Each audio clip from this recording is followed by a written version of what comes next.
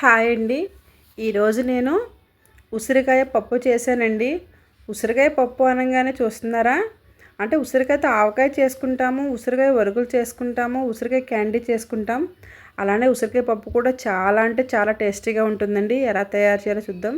ముందుగా కుక్కర్లో 100 గ్రామ్స్ కందిపప్పు తీసుకొని ఒక 2 టైమ్స్ వాటర్ తీసుకొని శుభ్రంగా కడిగి వాష్ చేసుకోవాలండి. తర్వాత ఫ్రెష్ వాటర్ అంటే ఒక కప్పు తీసుకున్నానండి. 100 గ్రామ్స్ అంటే ఇలా శుభ్రంగా కడిగిన తర్వాత ఇందులో మనం 2 పచ్చిమిర్చి,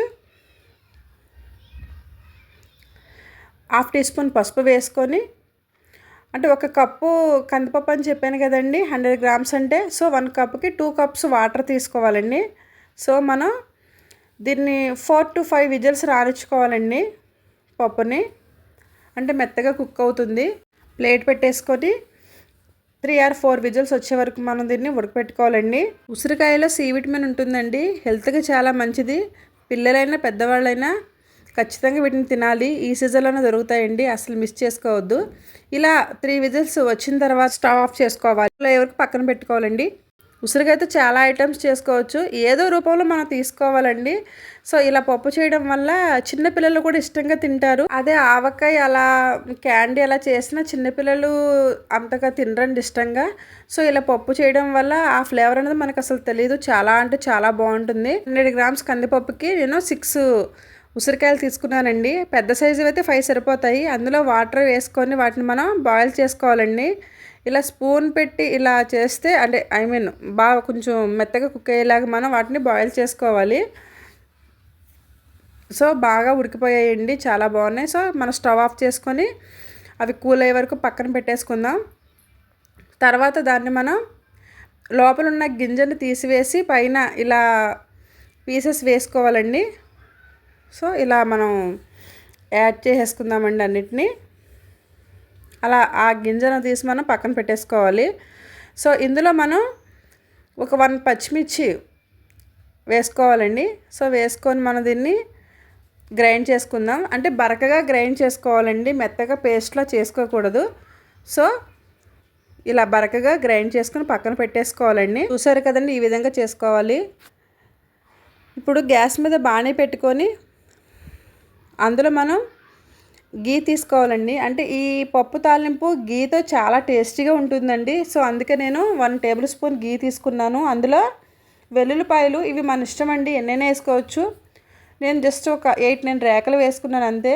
హాఫ్ టీ స్పూన్ జీలకర్ర, హాఫ్ టీ స్పూన్ ఆవాలు, ఒక 4-5 ఎండుమిర్చి, కొంచెం కరివేపాకు వేసుకొని వాటిని కొంచెం ఫ్రై చేసుకోవాలండి.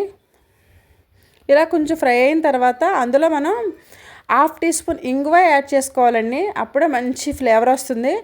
సో అలా ఇంగువ వేసుకున్న తర్వాత ఇందులో మనం ఒక పెద్ద సైజు ఉల్లిపాయ అండి కట్ చేసి పెట్టుకొని, అలాగే 2 పచ్చిమిర్చి కూడా ఇందులో వేసుకోవాలండి. వేసుకొని ఫ్రై చేసుకోవాలి.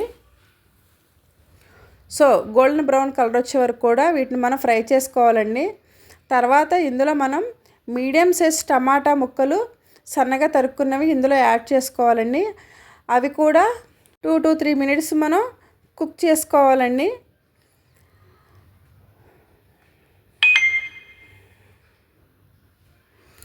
ఇందులో మనం ఒక హాఫ్ టేబుల్ స్పూన్ సాల్ట్ని యాడ్ చేద్దామండి. సో యాడ్ చేసేసి కుక్ చేద్దాం, అంటే త్వరగా కుక్ అవుతాయి. ఈలోపు మనం కుక్కర్ కూల్ అయింది కదండి. సో కుక్కర్ క్యాప్ తీసేసుకుందాము. సో పప్పు ఉడికిపోయిందండి.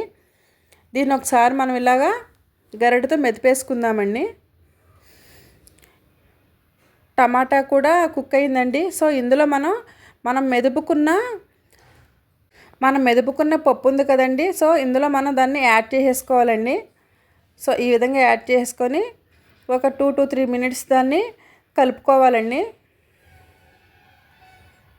సో ఈ విధంగా కలిపేసుకోవాలి.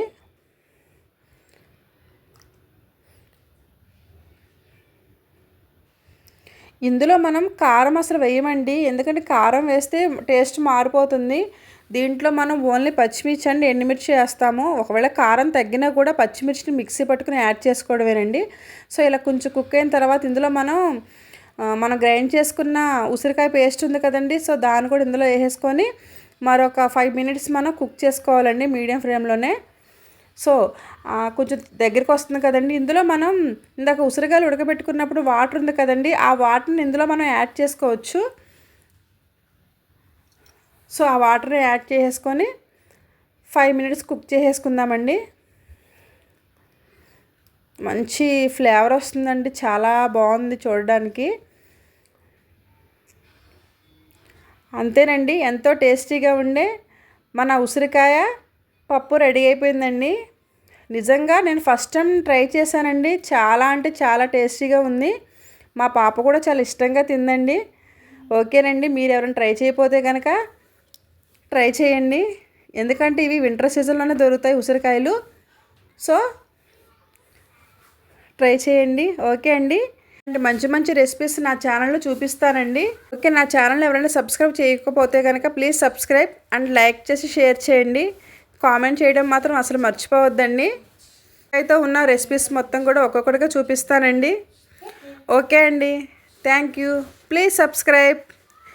హెల్తీగా తింటూ హెల్తీగా ఉండండి. ఓకే అండి, బాయ్.